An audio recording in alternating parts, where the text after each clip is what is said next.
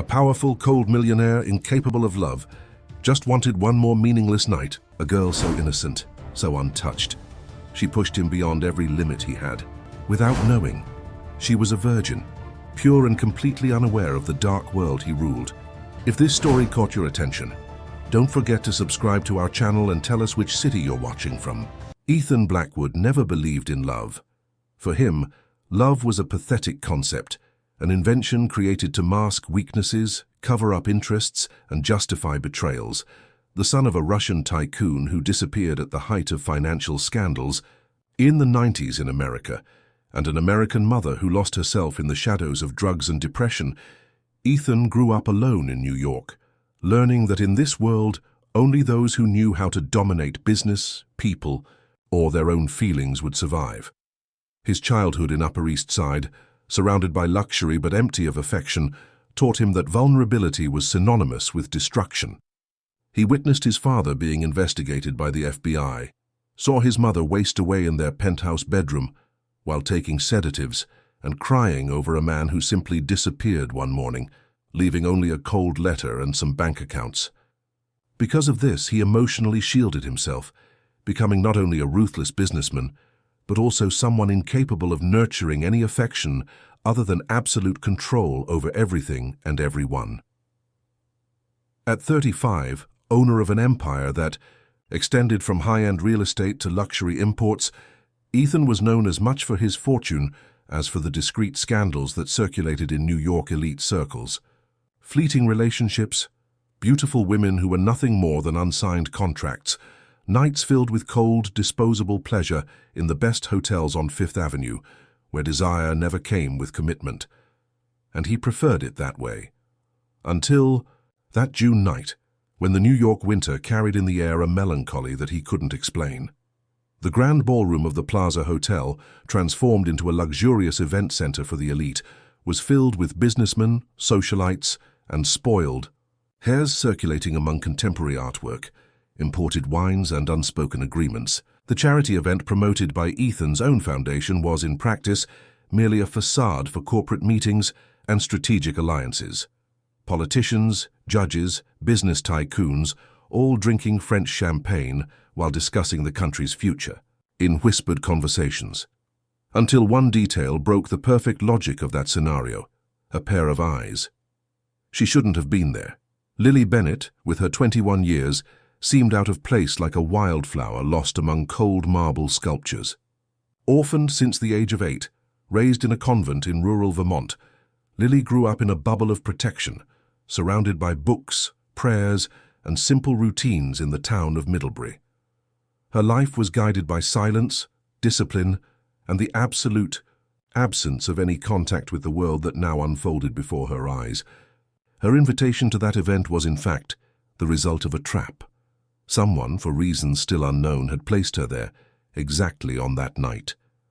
The navy blue dress she wore was simple, borrowed from the nuns, contrasting starkly with the designer gowns parading through the hall. Her brown hair was tied in a discreet bun, and she nervously held a small purse between her hands. She was clearly out of place, lost among conversations about the stock market and trips to Europe, trying to hide behind the ballroom columns when curious and malicious glances from those present turned toward her. When their eyes met, something broke inside both of them.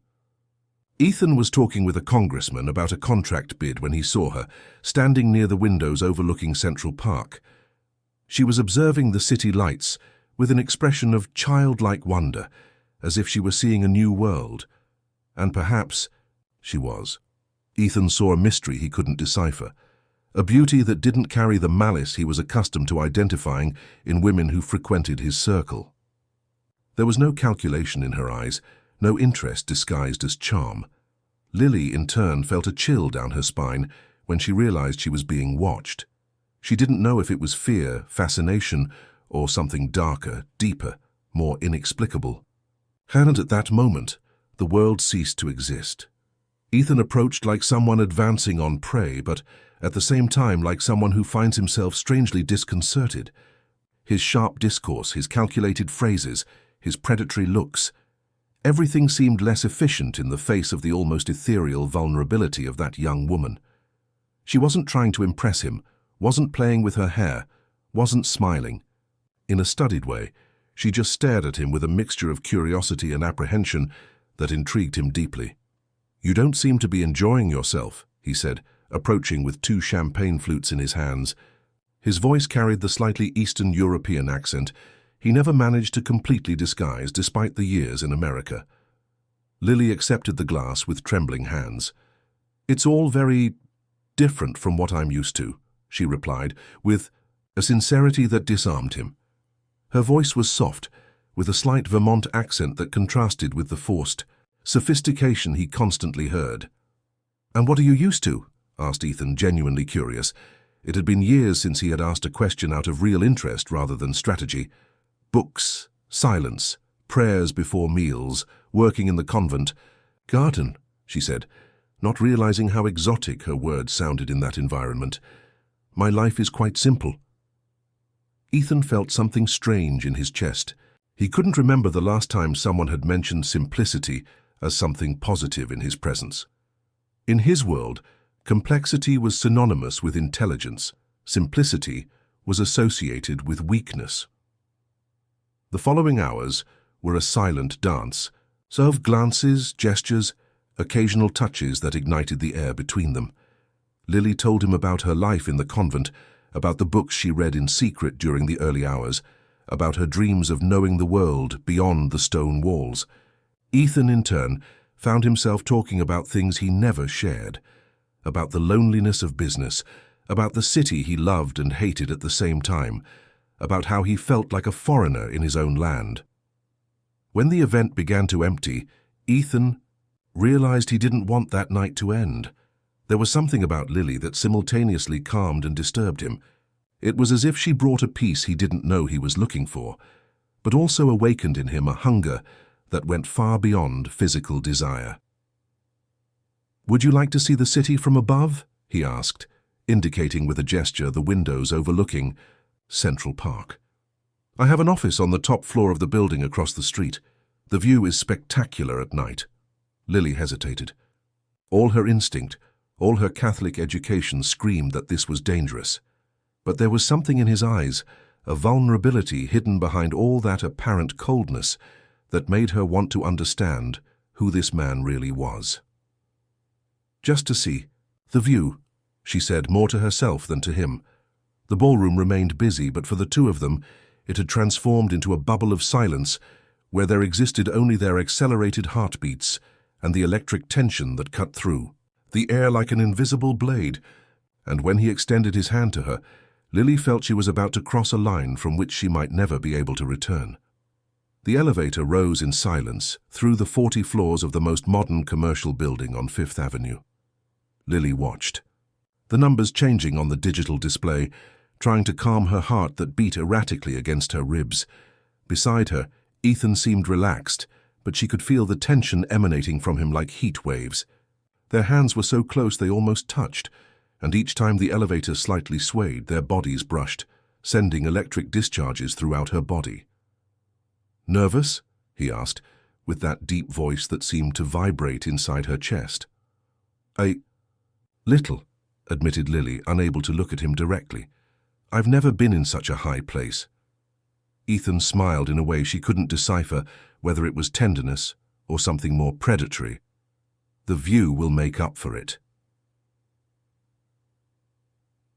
When the doors opened, Lily was greeted by an office that looked more like a luxury residence. Marble flooring, Italian design furniture, contemporary artwork on the walls and dominating the entire environment, huge windows offering a panoramic view of New York. The city stretched infinitely, a sea of blinking lights that pulsed like terrestrial stars. "It's incredible," she whispered, approaching the windows. "It's as if we could touch the stars." Ethan observed her for a moment, hypnotized by the way she marveled at things that for him had become mundane long ago. There was a purity in her admiration that touched him in a way he couldn't explain. He served 2 glasses of 20-year-old Scotch whiskey and approached, offering her one. "I don't drink alcohol," she said, politely declining. "Of course you don't," he murmured, more to himself. "Water." She nodded, and he went to the bar to prepare a glass of sparkling water with lemon. When he returned, Lily was still glued to the window, observing the movement of the streets below. "The people seem so small from up here," she commented. "It makes you think about how problems that seem enormous are in reality tiny when viewed." From afar, Ethan stopped beside her, so close that he could feel the heat emanating from her body. "And what are your enormous problems, Lily?" She laughed softly, a sound that made him think of church bells ringing in the wind. "I don't think I have real problems. At least not like you people here in the city. My life is too simple for great dramas." "Simplicity doesn't mean absence of depth," he said, surprising himself with his own philosophy. "Sometimes, the simplest lives carry the most complex mysteries." Lily finally turned to face him, and Ethan found himself lost in those brown eyes that seemed to hold secrets she herself didn't know. There was an innocence there that awakened contradictory instincts in him, the need to protect her, and at the same time the desperate desire to corrupt her. Without realizing exactly how it happened, they found themselves increasingly closer. Lily's breathing became more shallow, and she could smell his masculine perfume, a mixture of wood and spices that made her slightly dizzy. Ethan raised his hand slowly, as if he were dealing with a wild animal, and gently touched her face. "You should leave," he whispered, but his fingers traced a soft line along her jaw. "You should run from me." "Why?" she asked, with a voice so low it could barely be heard. "Because I'm not a good man, Lily. I hurt people. It's what I do best." But even as he spoke, he moved closer, until his lips were just inches from hers. Lily closed her eyes, surrendering to a sensation she couldn't name, a mixture of fear and desire that made her tremble. The first kiss was soft, almost hesitant, as if Ethan were testing her limits. But when Lily responded, shy but sincere, something collapsed inside him. The second time was more intense, more desperate, as if he were trying to absorb all the light that emanated from her. Lily had never been kissed before. She had never felt a man's body pressed against hers, had never experienced that liquefaction sensation that made her feel as if she were melting inside. Her hands instinctively clung to his shoulders, seeking something solid to support herself, while the world spun around her. Ethan led her to the Italian leather sofa, his movements controlled, but carrying an urgency he couldn't disguise. Each kiss, each touch, each sigh from him awakened sensations that Lily didn't even know existed. It was as if he were awakening parts of her body that had remained dormant for her entire life. "Are you sure?" he asked, when they were already lying on the sofa with her clothes partially undone. His voice was hoarse, laden with desire, but there was a last spark of conscience there. Lily couldn't respond with words. She just pulled him closer, making it clear with her body that she wanted this as much as he did. But there was something he didn't know, something she didn't even know how to explain, something that would only be revealed in the following moments, changing everything forever. He didn't know. He couldn't know. He hadn't even considered that this young woman, with her large eyes full of a mixture of fear and curiosity, had never been touched by any man. And it was only at the moment when their bodies met fully that the truth was revealed like a blade cutting through his own conviction. The sudden rigidity of her body, the muffled moan of pain, the way her nails dug into his shoulders, the breathing that transformed into small sobs, the pieces fit together in his mind like a cruel puzzle. Ethan froze completely. For the first time in his life, he felt consumed by a guilt he couldn't name, mixed with a dark excitement that terrified him.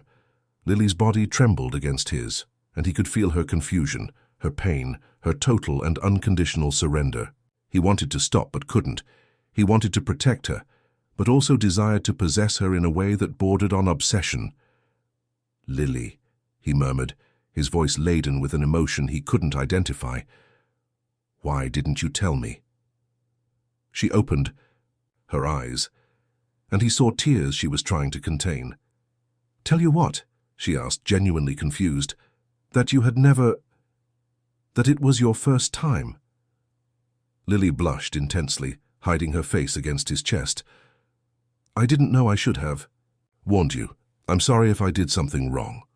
Her naivety was like a punch to the stomach.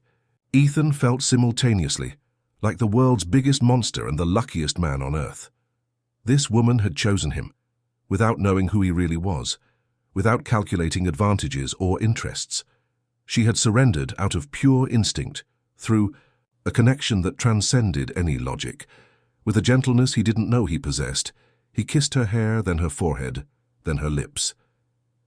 "You didn't do anything wrong. I'm the one who should have realized, should have been more careful." "Don't pull away," she whispered, clinging to him when she noticed that Ethan was trying to distance himself. "Please, I want this, I want you." Her words ignited him. No woman had ever desired him in such a pure way, so devoid of ulterior motives. All his previous lovers came with baggage, interests, hidden agendas. Lily was like a blank page where he could write any story. And so they spent the entire night, alternating between moments of intense passion and whispered conversations in the dimness of the office. Ethan found himself talking about things he had never shared with anyone. His lonely childhood, the nightmares that still haunted him, the way he built his empire on the ruins of his destroyed family. Lily, in turn, told him about the books she read in secret, about her dreams of traveling the world, about the feeling of always observing life from the outside, like a spectator. When the sun began to rise over New York, painting the sky in pink and golden hues, they were still intertwined on the sofa, covered only by a blanket that Ethan had fetched at some point during the night. Lily slept nestled against his chest, with an expression of peace that deeply moved him. Ethan remained awake, watching her sleep, trying to process what had happened. For the first time in 15 years, since his mother's death, he felt connected to another human being. It wasn't just physical desire, it wasn't just the satisfaction of a conquest. It was something much more dangerous, something that threatened all the defenses he had carefully built over the years. When Lily awoke, it was already noon, and the sun's rays flooded the office. She moved slowly, with a low moan that made Ethan realize she was probably feeling pain. Guilt hit him again like a wave. "Good morning," she said, with a shy smile that illuminated her entire face. "Good morning, darling. How do you feel?" Lily blushed again, but didn't avert her gaze. "Different, as if I'd discovered a part of myself I didn't know existed."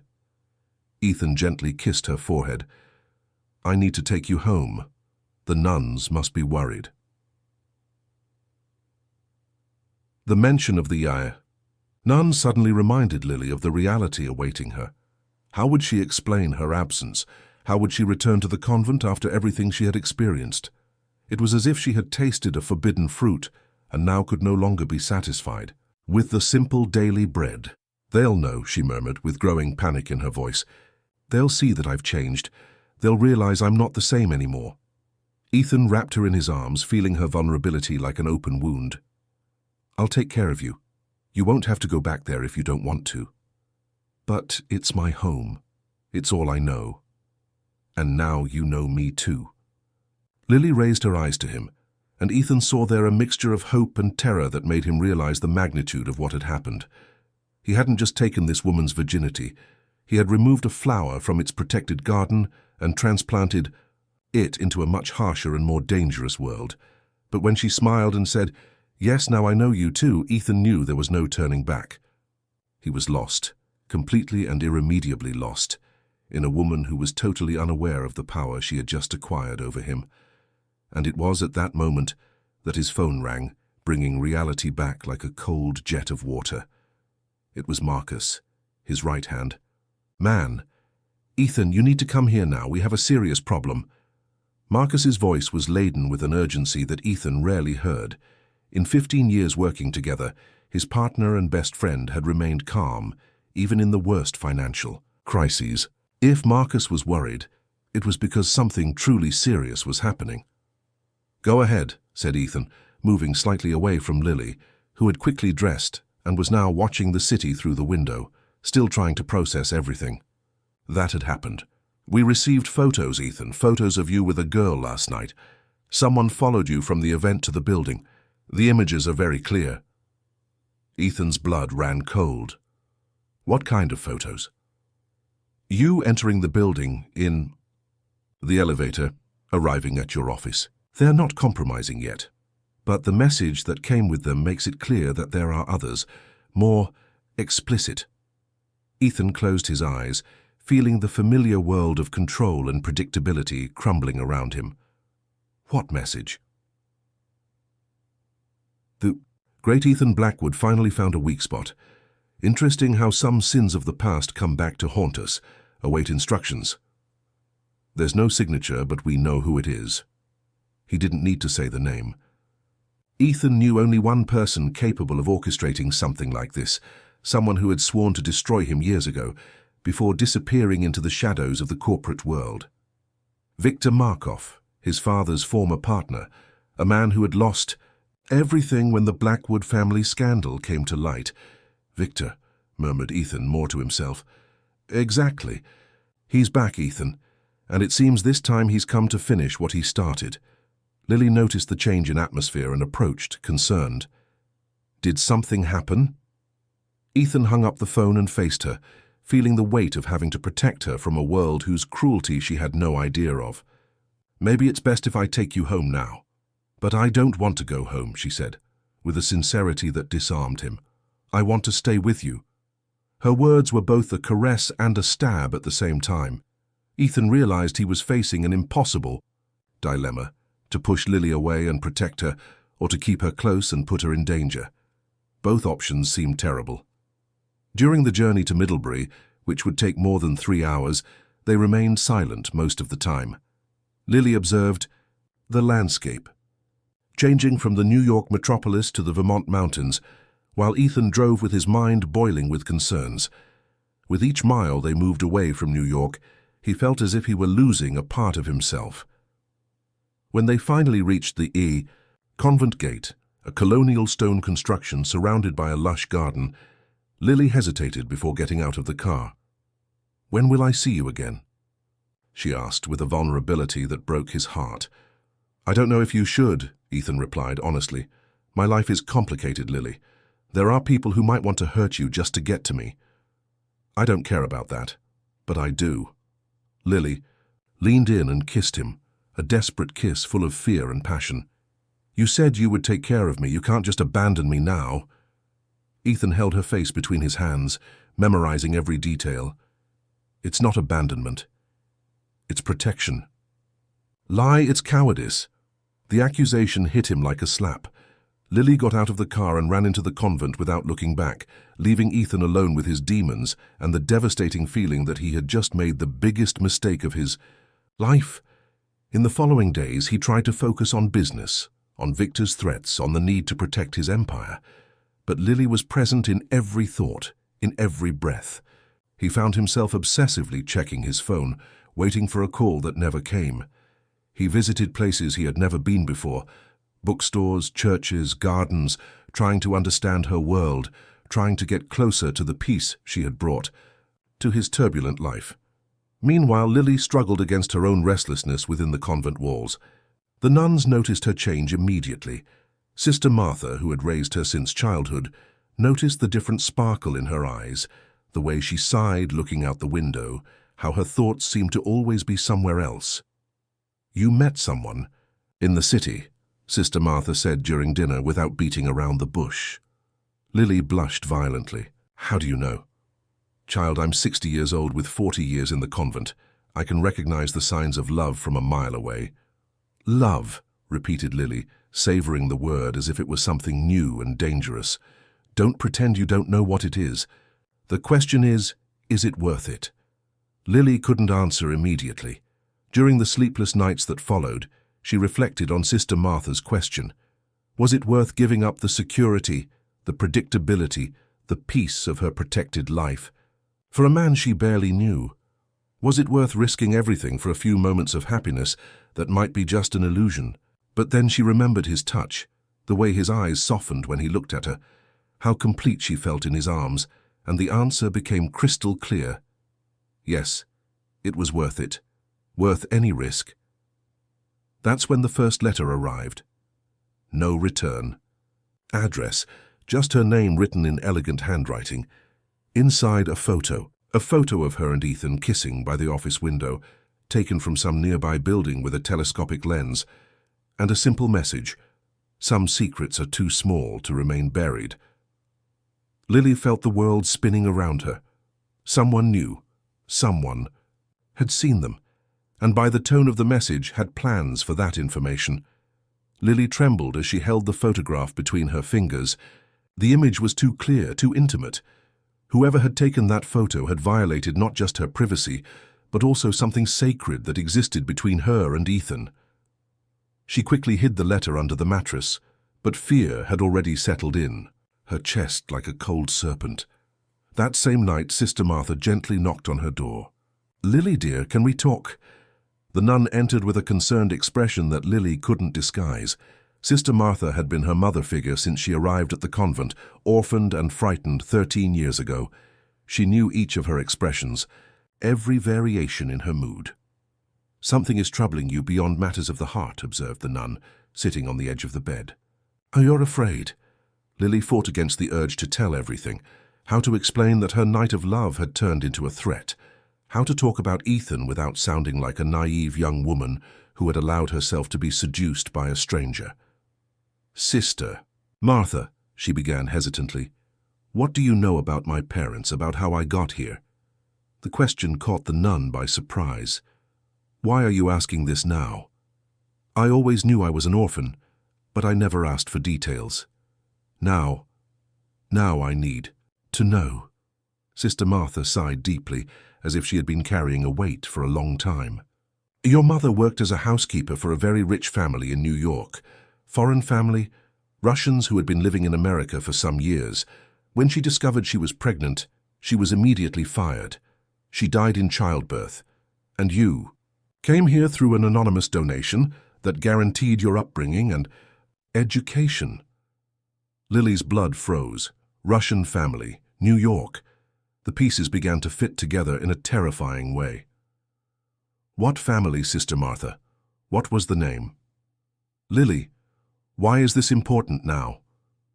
"Please." The nun hesitated, but something in the young woman's urgency made her yield. Blackwood. The family was called Blackwood. Lily felt the world crumbling around her. Blackwood, the same surname as Ethan. Sister Martha's words became a distant buzz as her mind processed the devastating information. If her mother had worked for the Blackwood family, if she had become pregnant by someone in that family, that would mean that she and Ethan could be. That same night in New York, Ethan was receiving very similar information from a completely different source. Marcus had hired a private investigator to track Victor Markov, and the discoveries were being revealed one by one in his office. "Victor isn't just after financial revenge," explained Marcus, spreading documents on the desk. "He has information about Lily, about who she really is." "What do you mean?" asked Ethan, although a part of him already feared the answer. "He discovered that her mother worked for your family, for your father specifically, and there are records that she was fired when she became pregnant." Ethan felt physically sick. "Are you implying that—" "I'm saying that Victor wants you to believe that Lily is your half-sister, that you share the same father." The silence that followed was deafening. Ethan vaguely remembered a housekeeper who worked in his house when he was a teenager, a young and beautiful woman who had abruptly disappeared, causing heated discussions between his parents. He had never paid much attention, absorbed in his own teenage problems. "But you don't believe that," said Marcus, observing his friend's devastated expression. "I don't know what to believe. Victor is capable of forging documents, of inventing stories. But what if it's true? What if I—" "Ethan, you're letting fear cloud your judgment. Even if it were true, you didn't know. There was no intention." But Ethan couldn't console himself with rational arguments. The image of Lily, her innocence, her total surrender, now mixed with the terrifying possibility that he had committed an unforgivable act. During the following days, both Ethan and Lily lived in an agonizing emotional limbo. He hired investigators to verify the information's veracity, while she obsessively researched everything she could find about the Blackwood family in the convent library. Victor's letters continued to arrive. For Lily, more intimate photos, accompanied by increasingly explicit messages about the truth of her relationship with Ethan. For Ethan, falsified documents that proved his father's paternity in relation to Lily, along with threats to make everything public. The psychological pressure was working perfectly. Victor knew exactly where to attack. Two hearts that had found each other and now doubted everything, even their right to love each other. It was Lily who took the first action. Unable to bear the uncertainty and fear any longer, she left the convent one morning and took the first bus to New York.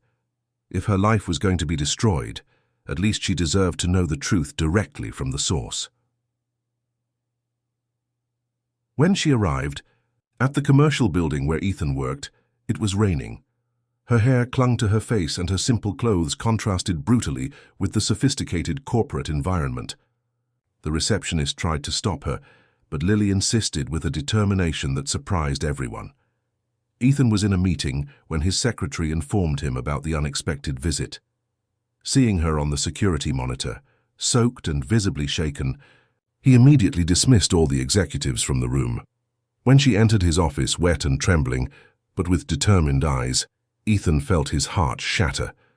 There was a new strength in her, a maturity that pain had forged in a matter of days. "We need to talk," said Lily with a voice that admitted no denial.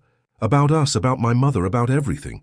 Ethan closed the door and activated the room's acoustic isolation system. When he turned to face her, he saw that Lily was holding a folder with documents. "I know who you are, Ethan, and I know who I might be. The question is, do you have the courage to discover together if we are victims of a farce or a tragedy?" The rain continued beating on the office windows, as if the sky itself were crying for the impossibility of that love. But something in Lily's eyes told Ethan that perhaps, just maybe, they could find a way out together, even if that meant facing the worst demons of the past. The silence in the office was as tense as a wire about to snap. Lily remained standing, in front of Ethan's desk, with the damp folder still in her hands, while he observed her with a mixture of desire, pain, and terror. The rain streaming down the windows created dancing shadows on her face, making her appear even more ethereal and unreachable. "Show me what you found," said Ethan, his voice hoarse. Lily opened the folder and spread the documents on his desk. Certificates, convent records, an old and yellowed photograph of a young woman who looked surprisingly like her. "This is my mother, Elena Bennett. She worked for your family between 1999 and 2000. She was fired in March 2000, 2 months before my birth." Lily pointed to a specific date on a document. "The dates coincide, Ethan, if she became pregnant by someone in your family." "Stop," he interrupted, unable to bear hearing the words. "I know where you're going with this. Do you remember her?" Ethan closed his eyes, trying to search through memories from when he was 15 years old. "Vaguely. I remember arguments between my parents about an employee. I remember my father being nervous, my mother shouting, but I was more concerned with my own teenage problems." Lily approached the desk, resting her hands on it and leaning toward him. "There's a way we can know for certain." "DNA test," murmured Ethan. "Exactly, but until we have the answer." Lily hesitated, biting her lower lip in a way that made his heart dangerously accelerate. "Until we have the answer, what do we do? Pretend nothing happened, or assume that maybe we're living in a nightmare?" Ethan stood up and walked around the desk, stopping so close to her that he could feel the heat emanating from her wet body. "Lily, if it's true, if we really are half-siblings," she completed without averting her gaze. "The word is half-siblings. How can you say that so naturally?" "Because I've spent the last 3 days thinking about nothing else, analyzing every possibility, every consequence. And you know what I discovered?" Ethan shook his head, hypnotized by the intensity in her eyes. "I discovered that I don't care." Her words hit him like lightning. "How can you not care?" "Because what I feel for you transcends any social convention, any moral rule, any judgment from others. If we're siblings, it's a cruel coincidence of fate, but that doesn't change the fact that I love you." "Lily." "No, let me finish. She pressed her fingers against his lips, preventing him from speaking. I spent 21 years living according to other people's rules, doing what was expected, what was right, what was safe, and in a single night with you I felt more alive than in all my previous existence. I won't give that up, because of a maybe. Ethan held her face between his hands, feeling lost between the desperate love he felt and the terror of being wrong about everything. And if it's true, if we're making a terrible mistake, then it will be a mistake we make together, consciously and by choice. The conviction in her voice was both admirable and frightening. Ethan kissed her then, with all the urgency of a man who knew he was on the verge of losing everything. Lily responded with a passion that had matured during the days of separation, becoming more intense, more desperate, more aware of its own mortality. They were losing themselves in each other when his phone rang. Ethan ignored it, but the device continued insisting. On the fourth attempt, he answered, irritated. "What is it?" "Ethan, he's here," said Marcus, his voice laden with tension. "Victor is in the building, coming up to your floor now." Ethan's blood froze. "Keep him away from here." "I can't. He has legal documents, a court order, something about forged paternity investigation. He's coming with lawyers and a court officer." Ethan hung up the phone and turned to Lily, who had paled upon hearing Victor's name. "Who is Victor?" she asked. "A ghost from the past, a man who lost everything because of my family and now wants his revenge." Ethan firmly held her shoulders. "Lily, you need to leave here, now." "I won't leave you to face this alone. It's not a choice, it's a necessity." At that moment, the office door opened unceremoniously. A tall man, about 50 years old, with graying hair and eyes as cold as Siberian ice, entered, followed by 2 lawyers and a court officer. Victor Markov had aged during the years of exile, but still radiated an aura of power and danger that made Lily instinctively back away. "Ethan," said Victor, with a Russian accent more pronounced than Ethan's, "what a pleasure to see you again, and this must be the famous Lily." Victor's gaze ran over Lily in a calculating manner, like a predator evaluating its prey. She felt naked under that scrutiny, but raised her chin defiantly. "What do you want, Victor?" asked Ethan, positioning himself protectively in front of Lily. "Justice, truth, reparation," Victor smiled coldly, "and perhaps to watch you discover that some pleasures have a very high price." The court officer stepped forward, handing documents to Ethan. "Court order for collection of genetic material for paternity. Testing. Case of Lily Bennett against the estate of Alexander Blackwood." Lily felt the floor move beneath her feet. "Estate? Alexander Blackwood is dead." "For 5 years," replied Victor with evident satisfaction, "but he left some buried secrets, some unacknowledged children, some blood debts that can now be collected." Ethan felt the trap closing around him. Victor wasn't just attacking his emotional sanity. He was using the legal system to make public a situation that could destroy not only his reputation, but also Lily's.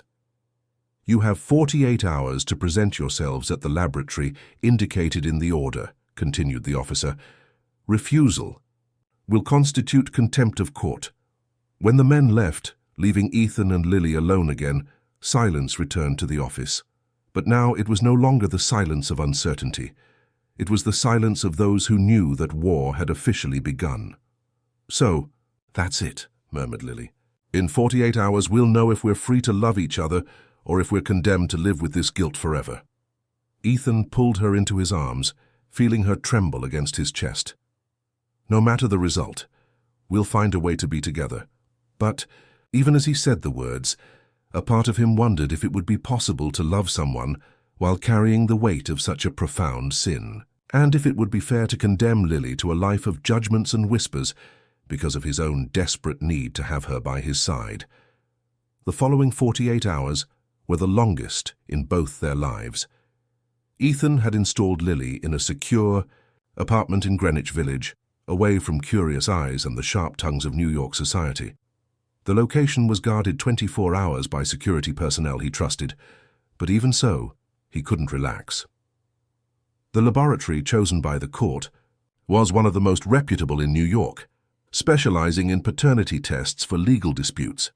When they arrived there on the cold morning of a Thursday, Lily was visibly shaken. Her hands trembled as she signed the documents, and Ethan could see the fear in her eyes, mixed with an iron determination that made her appear stronger than she really was. "You don't need to be here," murmured Ethan as they waited to be called. "Yes, I do. If we're going to discover that our love story is actually a Greek tragedy, I prefer to face it head-on." The collection was quick and painless, just a swab on each of their cheeks, but the emotional weight of the procedure was devastating. Knowing that those few seconds would determine the rest of their lives, they looked at each other in silence, each trying to memorize the other's face, in case this was one of the last times they could look at each other without guilt. Results. "In 72 hours, informed the technician, with the naturalness of someone who dealt with family dramas daily. Back at the apartment, they tried to maintain an appearance of normality, but the tension was palpable. Lily cooked recipes she had learned at the convent, while Ethan worked on his laptop, trying to track Victor's movements and discover exactly what game he was playing. During the nights, they embraced in the dark, without the courage to make love, but unable to completely separate themselves. It was an exquisite torture to be so close and at the same time so distant from everything they desired. "If it's positive," whispered Lily on the second night, with her head nestled against his chest, "what will we do?" "I don't know," admitted Ethan, caressing her hair. "I never imagined I could love someone like this, and now the possibility of losing you—" "You won't lose me. Even if we're siblings, you won't lose me as a person, just as a lover. As the woman I want as my wife, as the mother of my children." His words made her cry silently. She hadn't realized until that moment how much her dreams had also expanded to include a future beside him. Marriage, family, a life built together, all of this now hung by a thread of DNA. It was on the third morning that Victor delivered his next blow, a direct call to Lily's cell phone, a number that supposedly only the nuns knew. "Good morning, dear half-sister," said the cold voice of the Russian when she answered. Lily almost dropped the phone. "How did you get this number?" "I have my methods. I need you to know that I have nothing personal against you, Lily.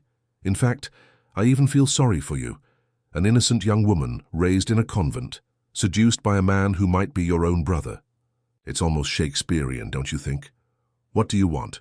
To talk in person? I have some information about your mother that perhaps Ethan doesn't want you to know. Things about how she really died." Lily's blood ran cold. "My mother died in childbirth." "That's what they told you.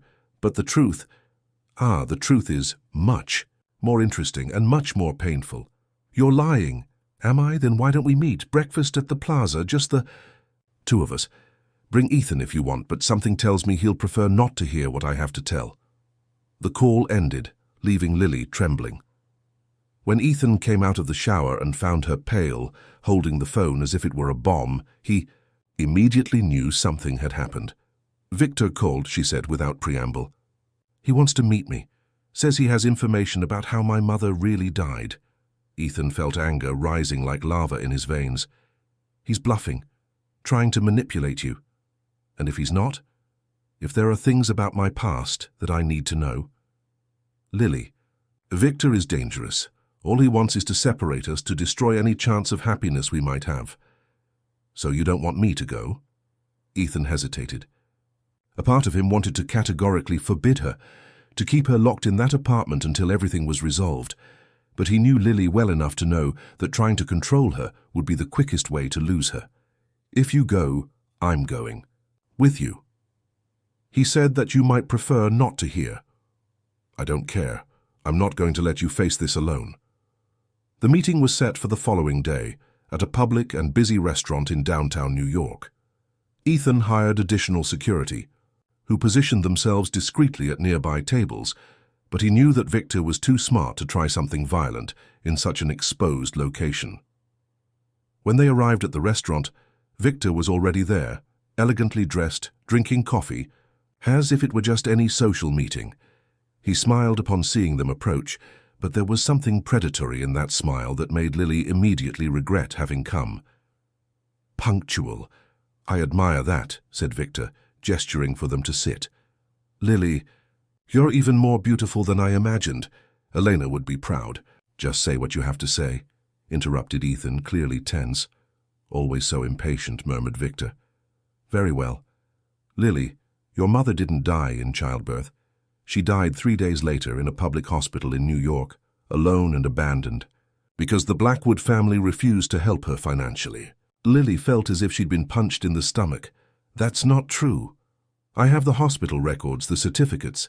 Your mother begged for help, said the child was Alexander's, but he denied everything, said she was just an opportunistic employee trying to take advantage of the situation. Victor slid a folder across the table. It's all here, including the letters she wrote to Alexander in the last days of her life, begging him to at least acknowledge his daughter. Lily opened the folder with trembling hands and saw copies of hospital documents, handwritten letters in delicate feminine handwriting, and photos of a young woman holding a baby in a precarious hospital room. Elena died from postpartum complications that could have been avoided with adequate treatment, continued Victor relentlessly. But the Blackwoods preferred to let her die rather than admit that Alexander had impregnated an employee. Ethan read over Lily's shoulder, feeling his family's guilt descending upon him like an avalanche. Even if Lily wasn't his sister, his father's sins had destroyed her life since birth. Why are you telling me this? Asked Lily with tears in her eyes. Because I want you to know exactly what kind of family you're getting involved with. The Blackwoods destroy everything they touch. It's always been that way. Victor stood up, leaving money on the table. The DNA result comes out tomorrow. Regardless of what it shows, remember, you are products of a family curse that has been perpetuating for generations. Maybe it's time to break it. When he left, Lily and Ethan remained seated in silence, processing the devastating revelations. The truth about her mother's death had opened wounds that Lily didn't even know existed, and the family guilt weighed on Ethan like a sentence. The laboratory's call came the next morning, exactly at 9 o'clock. Ethan was having coffee when the phone rang and Lily was standing by the apartment window, observing the movement on the street, as if she could find answers in the people hurriedly passing by on the sidewalk. Mr. Blackwood? This is Genesis Laboratory. The paternity test results are ready. Ethan signaled to Lily, who approached with a pale face and wide eyes. He activated the phone's speaker, his hands trembling slightly. Can you inform me of the result? Based on the samples collected, the test indicates that there is no genetic compatibility between the tested individuals. The probability of direct kinship is 0%. The silence that followed was deafening. Lily felt her legs fail and leaned on the table, while Ethan processed the words he had just heard. 0%. They weren't siblings. They never were. Are you sure? Asked Ethan with a hoarse voice. Absolutely, sir. The genetic markers are incompatible. There is no possibility of error. When the call ended, they looked at each other in silence for long seconds. Then Lily began to cry, not from sadness but from a relief so intense that her body couldn't process it. Ethan enveloped her in his arms, feeling as if a 1,000-pound weight had been lifted from his shoulders. We're not siblings, he whispered against her hair. Lily, we're not siblings. That means that, she began, but couldn't finish the sentence. That means we can love each other without guilt, that we can build a life together, that there's nothing wrong with what we feel. They kissed then with a desperate passion, as if they were reuniting after years of separation. All the emotional barriers they had built in the last days instantly crumbled, leaving only the pure and intense love that had always existed between them. But wait, said Lily, moving slightly away. If I'm not your father's daughter, then why did Victor invent this whole story? What does he really want? Ethan frowned, the initial euphoria giving way to growing concern. You're right. Victor wouldn't put on this whole show just for revenge. There must be something more. As if summoned by their thoughts, Ethan's phone rang. It was an unknown number. Congratulations on the test result, said Victor's familiar voice before Ethan could say anything. I imagine you must be celebrating. How did you know about the result? I have my contacts, and now that we know you can legally be together, It's time for phase 2 of my plan. Lily felt a shiver run down her spine. Phase 2? Ah, hello, dear Lily. Yes, phase 2. See, I never really cared if you were siblings or not. The DNA test was just a way to torture you psychologically, to make you suffer as I suffered when your family destroyed my life.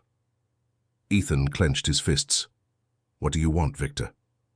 $50 million, transferred to an offshore account in 24 hours. Otherwise, Lily will discover that there are much more creative ways to take revenge on a family. Are you threatening her? I'm not threatening. I'm promising. Lily is a beautiful young woman, innocent, without experience in the real world. It would be a shame if something happened to her. The call ended, leaving them in tense silence. Ethan immediately called Marcus and doubled the apartment's security, but a feeling of despair began to grow in his chest. Victor had played the psychological game only as a preliminary torture. Now the real war was beginning. Let's pay, said Lily simply. Lily, you have that money. I've seen how you live. I know your company is worth hundreds of millions. 50 million won't break you. It's not a question of money. If we pay now, Victor will never stop. He'll always come back asking for more, threatening more. Men like him know no limits. Lily moved away from him, walking to the window again. Then what do you suggest? That I live the rest of my life looking over my shoulder? I suggest we end this once and for all. How?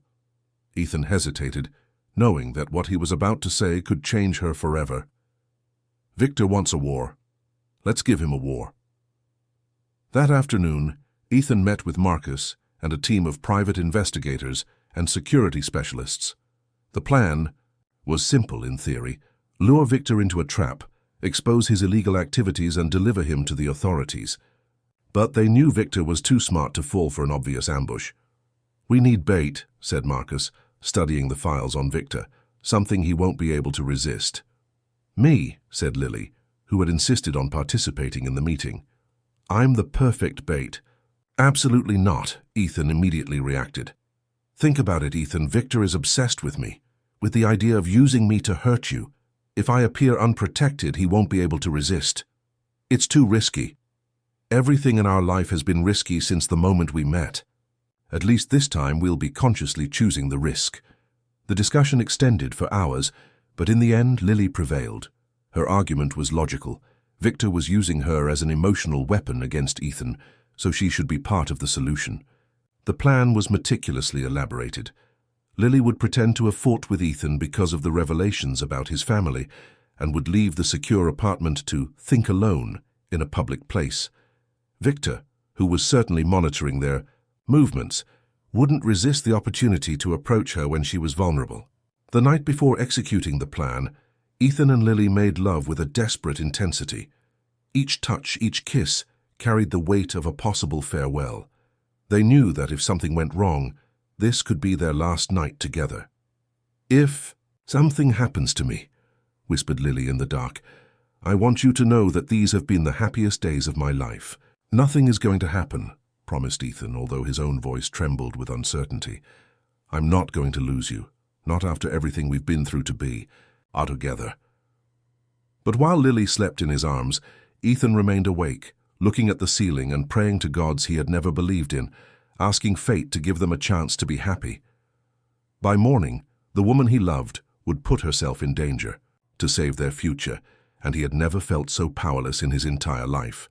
At 6 in the morning, Lily dressed in simple clothes and left the apartment, carrying only a small purse. Ethan watched her through the security cameras, his heart breaking with each step she took toward danger.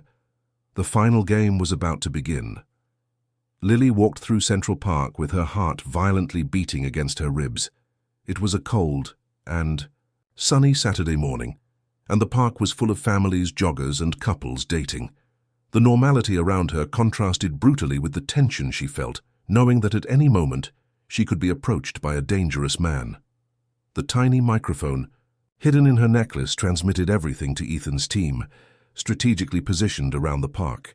She could see them disguised as street vendors, newspaper readers, tourist photographers. Their presence should reassure her, but in reality it only intensified her anxiety. Breathe deeply, Lily, murmured Ethan in her ear, through the almost invisible earpiece. "You're being brave, braver than I've ever been." She sat on a bench near the lake, exactly as they had planned, and pretended to be reading a book while her tears silently streamed down her face. To any observer, she appeared to be a young woman in emotional crisis, vulnerable and alone. It didn't take long for Victor to appear. He approached with his usual predatory elegance, wearing an expensive overcoat and walking with the confidence of someone who knew they were in control of the situation. He sat beside her on the bench without being invited, as if they were old friends casually meeting. "Trouble in paradise?" he asked, with that Russian accent that now sounded sinister to her ears. Lily faced him with eyes red from real crying. "How did you know I would be here?" "I've been watching you since the beginning. I know that when you're disturbed, you seek quiet places to think, and I imagine that the revelations about your family have been disturbing." "Ethan lied to me," said Lily, following the script they had rehearsed. "He said he loved me, but in reality he was just feeling guilty about my mother's death." Victor smiled, clearly satisfied. "The Blackwoods are specialists in convenient lies. Ethan's father also promised to take care of your mother. We see how that ended. I don't know who to trust anymore. I don't know what's real anymore." "I can help you with that," said Victor, his voice assuming an almost paternal tone. "I can show you exactly who Ethan Blackwood is, the people he destroyed, the dirty deals he made, the lives he ruined to build his empire." Lily pretended to hesitate, wiping away tears. "Why do you want to help me?" "Because I recognize a wounded soul when I see one, and because I know you deserve the truth." Victor stood up and extended his hand to her. "Come with me. I have documents, recordings, proof of everything I'm saying. It's all in my office." Lily knew this was the crucial moment. If she went with him, she would be putting herself in real danger, but it was also the only way to definitively expose Victor. "Where is your office?" "Not far. A commercial building in Soho, 15 minutes by car." She accepted his hand, feeling as if she were jumping off a cliff. "All right, I want to see this evidence." Victor's car was a black sedan with dark windows, and Lily immediately noticed that the driver wasn't American. There were two men in the front seat, both with the severe appearance of ex-military or professional security guards. During the journey, Victor talked incessantly about the sins of the Blackwood family, but Lily barely paid attention. Her mind was focused on staying calm and trusting that Ethan and his team were following the car through the tracking devices she carried. It was only when they left the expected route and took the highway toward the west side that Lily realized something was wrong. "I thought we were going to Soho." "Going to," she said, trying to keep her voice calm. "Change of plans," replied Victor, and when she turned to face him, she saw that he was no longer pretending to be gentle. His smile had become predatory, almost cruel. "My real office is a bit farther away." Lily tried to discreetly touch her necklace to check if the microphone was still working, but Victor noticed the movement. "Ah, yes, the listening device. Very clever of your boyfriend." Victor made a signal to the man in the passenger seat, who turned and ripped the necklace from her neck with a brusque movement, but not clever enough. The man also removed the tiny earpiece from her ear and stomped on both devices on the car floor. "Now we're really alone," said Victor, clearly satisfied, "and we can have an honest conversation." Lily felt panic rising but forced herself to maintain composure. "What do you really want?" "I want Ethan to suffer as I suffered. I want him to lose everything he loves, as I lost. And you, my dear, are the perfect way to achieve that." "He'll find me." "Perhaps, but when he finds you, it might be too late." The car continued on the highway for another 20 minutes before entering an abandoned industrial area in the west side of New York. Empty warehouses and vacant lots stretched as far as the eye could see, and Lily realized they had chosen a location where no one would hear her scream. Meanwhile, in the improvised control center that Ethan had set up in a van, the loss of communication with Lily had triggered all alarms. Marcus coordinated the tracking teams, while Ethan paced back and forth like a caged animal. "The GPS signal stopped here," said one of the technicians, pointing to a spot on the computer screen. "Industrial District, West Side." "How many teams do we have in the region?" asked Ethan. 3 vehicles, 12 armed men, but it's a very large area to search. Ethan picked up the phone and called Victor directly. If he wanted to play, then they would play. "I imagined you would call," said Victor when he answered. "Where is she?" "Safe for now, but that can change very quickly depending on your cooperation." "What do you want?" "I want you to come here alone. No weapons, no backup, none of your expensive security guards. Just you." "And then?" "Then we'll have our final conversation about the past, about revenge, about the price of destroying a family." Victor sent the coordinates by text message and hung up. Ethan looked at Marcus, who vigorously shook his head. "It's an obvious trap, Ethan. He wants both of you in the same place." "I know, but I have no choice." "We do. We can surround the location, enter with force." "And he kills Lily before we even get close." "No, Marcus. This time I need to play by his rules." Ethan checked his gun, hid it in the holster under his jacket, and left toward the warehouse where his life and his love were being put to the final test. He knew he might not leave there alive, but he also knew he couldn't live knowing he hadn't tried everything to save Lily. In the abandoned warehouse, Lily was tied to a chair in the center of an empty and cold space. Victor walked around her like a predator, talking about revenge and justice, but she barely heard him. Her mind was focused on staying strong, on not giving him the satisfaction of seeing her broken. When she heard the sound of a car approaching, she knew Ethan had arrived, and she also knew that the final hour had come. Ethan entered the abandoned warehouse with his hands slightly raised, showing that he wasn't armed. The place smelled of old oil and rusted metal, and the only illumination came from some industrial lamps hanging from the high ceiling. Lily was tied to a chair in the center of the space, visibly shaken but alive. Their eyes met across the distance, and he saw in them a mixture of fear and determination that made him realize once again how strong she was. "Punctual as always," said Victor, emerging from the shadows with a pistol in hand. "I admire punctuality in a man. You have me here, release her." "We haven't finished our conversation yet." Victor gestured for Ethan to come closer. "You know why I'm doing this, don't you?" "Revenge. You lost everything when my father disappeared and you want to blame me for it." Victor laughed, a bitter sound that echoed off the empty walls of the warehouse. "Revenge is too simple a word for what I feel. Your father didn't just disappear, Ethan. He betrayed me. We were partners. We were friends. I trusted him with my family, my money, my life. And he destroyed everything. My father destroyed his own family, too. I lost as much as you did." "No," shouted Victor, his composure finally breaking. "You were just a child. I was a grown man with a wife and children to feed. When your father fled with our money, my family fell apart. My wife left me.